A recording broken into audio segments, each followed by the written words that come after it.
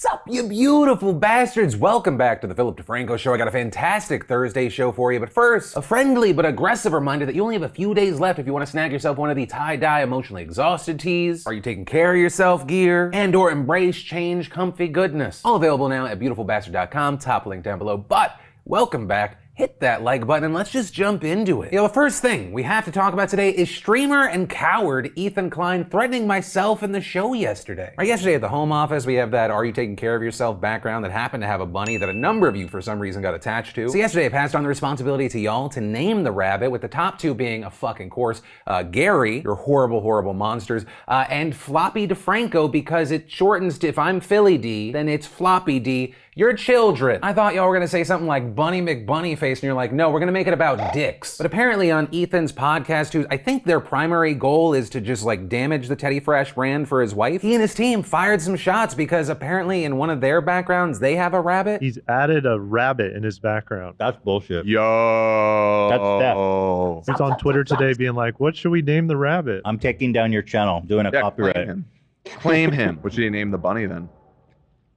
Judas? Fraud. Yeah, Judas. Traitor? Ja Rule. So there you have it, nation. I hate being the bearer of bad news, but villain Ethan Klein doesn't want you to have Floppy D, despite how much y'all love Floppy D. But with that, please know that 1 out of every $10 spent over at beautifulbastard.com will go towards the Floppy D Defense Fund. Because I'll tell you one thing for fucking damn sure, Ethan, you're not getting hands on my Floppy D. Okay, I'm done with that joke. Moving on. And then, y'all, we need to talk about this crazy situation with a creator by the name of Amaranth and her stalker. Amaranth, aka Caitlyn, opening up about this, and just the sheer level of crazy is horrifying. So let's walk through it together. With Caitlyn writing, my stalker traveled from Estonia and came to my city, camping out in a hotel with line of sight to my P.O. box, and spent over a month camping out daily at a Starbucks next to my P.O. box. 44 days, he psychotically streamed every minute of his excursion, internet signal permitting, everything in real time on Twitch. Typically to 0 viewers, but growing as he gained notoriety. Going on to say Twitch would remove the account, but then this guy would just create a new one, change the number and the name. And going on to say, to make this trip possible, this guy sold all his worldly possessions, his car, his house, saying that she was scared because he would walk around with a saxophone case, and yes, he would sometimes play saxophone, but sometimes she wondered, would he bring a weapon? And saying, I tried to be clear while he was in my Twitch chat, I'd clearly state, I don't want him to come, I don't want to meet him, he'd say liar, liar. Also saying he would make dancing videos reminiscent of the Buffalo Bill dance scene in Silence of the Lambs, and he would keep sending them to her. With all of that leading to Monday, June 13th, with Caitlyn saying he got dressed up and made the last mile journey to her house, saying he cased it for 30 minutes, cops declined to act. He streamed himself outside, slinking around mumbling about how he knew it was wrong, but I have to, and saying when he started trying to break in and gain entry, I called 911, noting dispatch was rude, cutting me off, putting me on hold, saying it took 33 minutes from me calling 911 to them showing up, and saying luckily unknown to the stalker, an armed person or a group of people, some who I employ, had been over at my house for protection, heavily armed, behind cameras, with a security system, big guard dogs. But they're saying that this guy ultimately got arrested and detained, the embassy was contacted, but as of now he is currently not in Houston, and that's all she can say for now. Right, so just a horrifying, insane situation that no one should have to go through. And obviously much of the reaction online is kind of like mine. Oh my god, that's so horrible, I'm sorry that you had to go through that. But there was also a shocking amount, though we've been on the internet for a while, it's not crazy to think that this would happen, but a troubling number of people who blamed her. With people writing things like, well, what did you expect with this fame? Your content is actively sexual and male general public is basically lonely and loopy. Glad you're okay, but this does not surprise me at all. As well as, I'm not being a dick or anything, or maybe I am, but maybe just maybe being half naked on the internet for everyone to see will have guys stalking and finding you. Because your gaming stuff is sexy clickbait to people to wank off to, so of course crazies want you. And about her even speaking about this openly, with people saying, I think you're somehow proud of having the stalker chasing you and you're bragging about it. And his attention builds you up and gives you an enormous amount of self-confidence. Enjoy it while you can, LOL. How about you go fall down some stairs, LOL? Jesus, the internet has just fucking eroded people's minds where we don't even see people as fucking people. Like, thank God Caitlyn makes enough money that she's actually able to like properly defend herself, but how many others can't? Like, as weird as this situation is, it's not unique. Many creators, especially female creators, have to deal with bullshit like this all the time, but it's just not talked about more because people are scared, oh shit, it's gonna happen more if I do. And that's of just people that I'm talking about that have audiences. The sheer number of fucking stalking in general is shocking. Like, the more women you talk to in your life about this, the more you realize, oh, this is not as uncommon as I thought. Oh, shit's scary out there. And then, where in the hell is Greg Gianforte? That's what a ton of people are wondering right now, because Montana is being absolutely battered right now by historic flooding, but Gianforte, who's governor of the state, seems to be nowhere to be found. For example, at and around Yellowstone National Park, you've got bridges getting washed out, whole houses being pulled into the floodwaters. In some counties, the waters have now even isolated several communities. And now you have those same waters threatening to cut off fresh drinking water supplies to Montana's largest city. In fact, officials in that city, Billings, asked residents yesterday to conserve water because it was down to a 24 to 36 hour supply. That, after flooding, forced them to shut down the water treatment plant for the city. And so with all of that happening on Tuesday, Gianforte's office declared a statewide disaster, but like I mentioned, no one actually seemed to know where he was. It's been a straight up Carmen Sandiego situation with his office offering some clues, with him finally saying yesterday to the Montana Free Press that he left the country last week prior to the flooding on a long scheduled personal trip with his wife, but still for some reason not saying what country he was in or when he'd be coming back, only offering that the governor is returning early and as quickly as possible. And while Gianforte seems active on Twitter, with NBC Montana also reporting that the governor is being regularly briefed, this has undoubtedly led to a flood of criticism, with Sheila Hogan, executive director of the Montana Democratic Party, saying, "In a moment of unprecedented disaster and economic uncertainty, Gianforte purposefully kept Montanans in the dark about where he was and who was actually in charge. Again, we ask, where in the world is Governor Gianforte?" Also, notable people and creators such as Hank Green, who actually lives in Montana, wondering where Gianforte is and criticizing him even further in a since-deleted tweet. Though we have seen some defending Gianforte, like one public administration professor at Montana State University noting that there are legitimate reasons as to why Gianforte's office hasn't revealed his location. But even there, that professor also added that with the optics and the timing of this all, perceptually, that doesn't really help. And saying the fact that the flooding is so extreme and his office has just been pretty recalcitrant about where he is and what's going on is not great. But also, with this story, I want to note Montana is not the only place right now where we're seeing detrimental flooding. Flooding and severe storms are also making their way into Michigan, causing the Abbott baby formula plant to shut down again, less than 2 weeks after it reopened to address the ongoing formula shortage in the country. With people now wondering, what does this mean for the timeline for getting the baby formula situation fixed? And kind of unfortunately, like the whereabouts of Gianforte, we don't know right now. Though Abbott says the closure will likely delay production and distribution for a few weeks, but it didn't give an exact date. But yet, this literal storm has created a shitstorm. But from that, I want to take a second to thank the fantastic sponsor of today's show, Keeps. Did you know that 2 out of 3 guys will experience some form of male pattern baldness by the time that they're 35? Maybe it's on your mind because you have that friend or the family member that's dealing with hair loss, and you don't have to just wait around for that to happen to you. Whether you're looking to prevent hair loss, stimulate hair growth, or just take better care of the hair that you have, Keeps has you covered. Keeps helps you stop hair loss before it's too late with a scientific and affordable approach to treatments that are up to 90% effective at reducing and stopping further hair loss. And in addition to clinically proven treatments, Keeps has an award-winning all-natural thickening shampoo and conditioner system. Plus, you can get all these products delivered directly to your door, meaning no more going in person to the doctor's office for your prescription, saving you both valuable time and money. So, if you're ready to take action and prevent hair loss, go to keeps.com/DeFranco, or just click that link in the description to receive 50% off your first order. And then, y'all, we need to talk about this because it's not even the general election yet,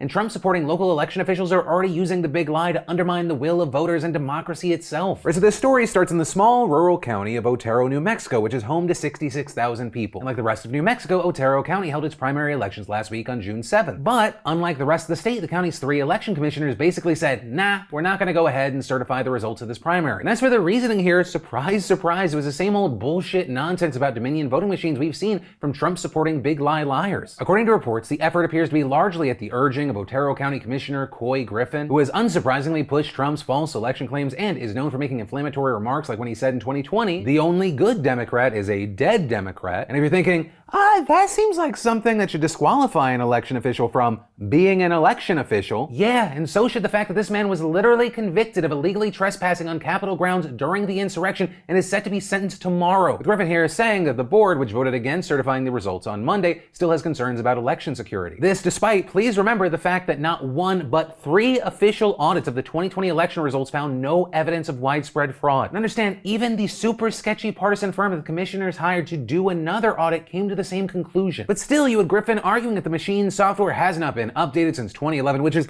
literally a lie because the version of software on New Mexico's machines wasn't even released until years after, and a bipartisan commission recertified the machines last year. He also claimed that the machines could be hacked despite the fact that they are not connected to the internet. Beyond the fact that their concerns were based on totally bogus claims, the commissioners also had literally no evidence that there were any issues with how the votes were counted, which means their decision not to certify the election appeared to be in violation of state law, which says that the county board needs to prove discrepancies in returns before making such a decision. But also, shocker, this isn't the only thing the commissioners did that was widely believed to be illegal. Last week, they also voted to recount ballots by hand, remove state-mandated ballot drop boxes, and end the use of Dominion machines. Moves that were so sketchy that even the Republican county clerk said it went against state and federal law, noting that they can't just unilaterally decide that ballots need to be hand counted. So, as a result of this apparent law-breaking, New Mexico's Democratic Secretary of State sued the 3 commissioners earlier this week, asking asking the state Supreme Court to intervene and make them certify the votes, with part of the reason we're talking about this now being that the court did step in and order these county fuckwads to actually do their jobs. Now, as far as what happens next, the commissioners have refused to make comments to the media on if they will obey this order, but notably in the Monday hearing where the commissioners decided against certifying the votes, one of them seemed to laugh the idea that they could be forced by the courts to change their minds, saying, "So what? They're going to send us to the pokey?" Which, actually, regarding that, the Secretary of State's office said that they were pursuing a criminal referral that could lead to the commissioners being charged with contempt of court or removed from office if they refuse. So we're gonna have to wait to see what happens, but I mean, one of the scariest parts of this story, and it's saying a lot because a lot of it is horrifying, is just the blind confidence among assholes operating on literally no facts whatsoever that they can do whatever they want. And pending in other places the right people not being there to stop people like this,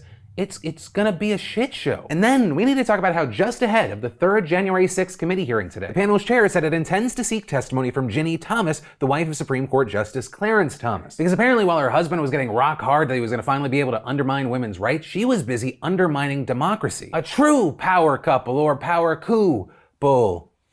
Y'all, just because more and more bad things keep happening doesn't mean dad jokes go away. If anything, that means more dad jokes. Right, but all this news is coming after sources told the Washington Post that the committee obtained email correspondence between Ginny Thomas and lawyer John Eastman, who notably is a former law clerk for Justice Thomas, who played a major role in efforts to overturn the election, and specifically the attempt to get Mike Pence to do so, which is the focus of the committee hearing today. And while currently the exact contents of the emails are unclear, according to the Post, they, quote, show that Thomas's efforts to overturn the election were more extensive than previously known. But a few months ago, the Post and CBS obtained texts that showed Ginny Thomas playing an active role in encouraging former White House Chief of Staff Mark Meadows to take steps to help overturn the election. While that was and is still concerning, the committee was reportedly leaning at that time away from asking her to come and testify. I mean, as recently as last weekend, one member of the panel told NBC News that she was not the focus of this investigation. But in a statement to Axios today saying the committee will likely reach out to Ginny Thomas, Chairman Benny Thompson appeared to confirm that the decision was promoted by the emails. And so if the emails between Eastman and Ginny Thomas change the committee's decision on seeking testimony, they have to be pretty major, especially because sources also told the New York Times yesterday that a separate email Eastman sent to the Trump team indicated he had knowledge of a heated fight between the Supreme Court justices over whether to hear an election case. Though, of course, it is possible that Eastman was just lying, but the possibility of a SCOTUS leak is very significant, especially as some have noted given Eastman's newly revealed correspondence with the Supreme Court justice's spouse. Eastman, for his part, addressed the news in a Substack where he claimed he didn't have any inside information about the court, so he either lied then or he's lying now. But regardless, the fact that he was in contact with Ginny Thomas is super sketchy, especially when you consider the absolutely horrifying details we just learned about this guy in the committee hearing, which I'll hit on in a minute. Now, with all that said, as far as the hearing today, like I kind of touched on, the overarching theme was the committee laying out its case that Trump was told that his plan to get Pence to overturn the 2020 election was illegal, but he still pressured the vice president to go along with it, and when he refused, turned a violent mob on it. With Greg Jacob, Pence's top White House lawyer, saying that the vice president never believed he had the power to do so. Beyond that, Pence's chief of staff, Mark Short, also said in video testimony that many of Trump's top advisors believe Pence couldn't reject the electoral votes, including Mark Meadows, and adding that Pence himself told Trump many times that he did not have the power to do what he was asking. But the witnesses testified how Trump still repeatedly tried to convince Pence to undermine the election at the extensive urging of Eastman. Right, and to that point, another major focus of the committee and the testimony they heard was the intense pressure campaign Eastman waged to get Pence to not certify the election at any cost, with a former White House attorney saying he warned Eastman his actions would result in violence and a riot, and